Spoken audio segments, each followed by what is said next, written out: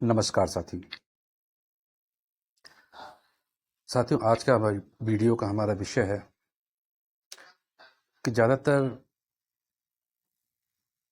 धर्म ग्रंथों, शास्त्रों, गुरुओं, सद्गुरुओं द्वारा हम इंसानों को अपना चित्त वर्तमान में स्थिर करना सिखाया जाता है। पर हमारी समस्या ये है कि हमारा मन कभी भी वर्तमान में ठहरता नहीं है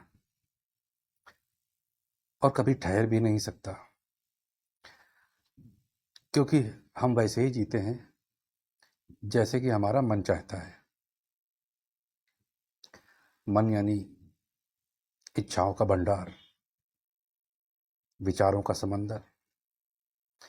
जब तक कोई व्यक्ति आध्यात्मिक जीवन नहीं अपनाता है, तब तक वह मन,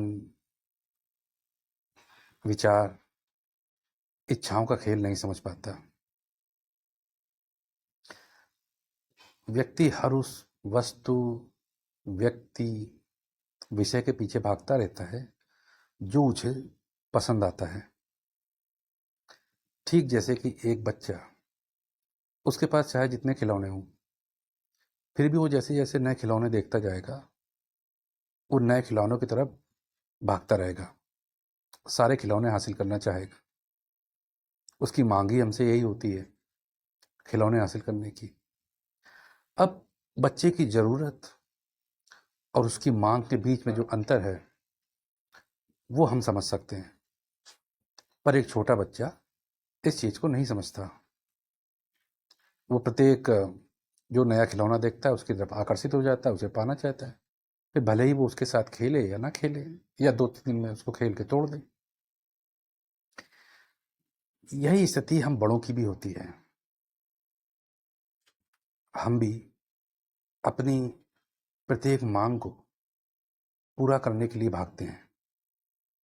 जिस तरह से हम बच्चों से बड़े हैं और उनकी ज़रूरत और उनकी मांग को समझ सकते हैं, उसी तरह से जो संत और सद्गुरु होते हैं, वो हमारी ज़रूरतें और हमारी मांगें जानते हैं कि हमारी रियल ज़रूरत क्या है और हम मांग क्या रहे हैं, हम भाग किस लिए रहे हैं। पर हमें नहीं पता होता, और चूंकि हम बड़े हैं तो हम किसी से मांग तो सकते नहीं। तो हम क्या करते हैं, हम अपनी इच्छाएं पूरी करने के लिए षड्यंत्र रचते हैं, योजनाएं बनाते हैं, छल कपट करते हैं, झूठ बोलते हैं, धोखा देते हैं। फिर इसमें दो बातें होती हैं, या तो हमारी इच्छाएं पूरी हो जाती हैं।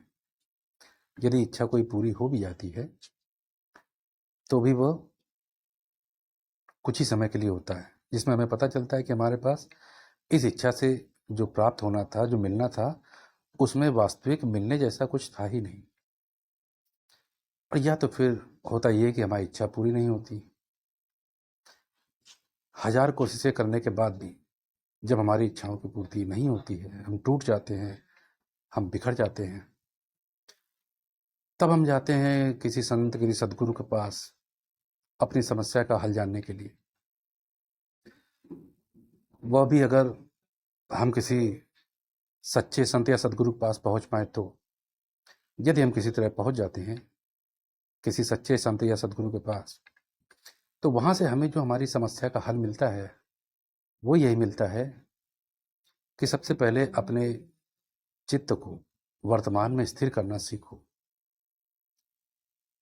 क्योंकि वर्तमान में स्थिर होने पे ही तुम देख पाओगे जो तुम्हारे दिमाग में कचड़ा भरा हुआ है और किस कचड़े के पीछे इतने सालों से तुम भाग रहे थे। जब तक आध्यात्मिक जीवन कोई व्यक्ति नहीं अपनाता है, तब तक अपनी मांगे ही उसे बड़ी महत्वपूर्ण लगती हैं, जो कि वास्तव में किसी संत या सदगुरु के लिए पूरी तरह से व्यर्थ होती हैं। और यह कोई व्यक्ति तभी देख सकता है जब उसका चित्त वर्तमान में ठहर जाए। और चित्त किसी का वर्तमान में ठहरने के लिए आवश्यक है कि पहले वो ध्यान को उपलब्ध हो।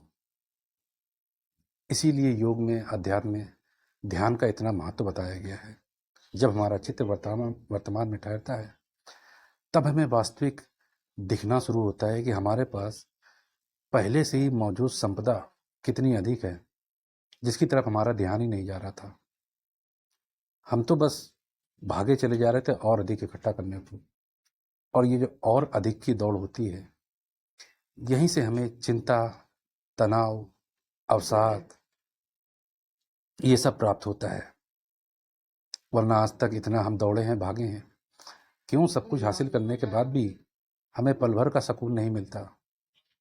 तत्क्षण अगर हम अपना मनचाहा कुछ हासिल भी कर लेते हैं तो हमारी फिर से नई दौड़ शुरू हो जाती है, फिर से नया उपद्रव शुरू हो जाता है। इसलिए इसका जो समाधान है वो यही है कि हमारा चित्त वर्तमान में स्थिर हो जाए।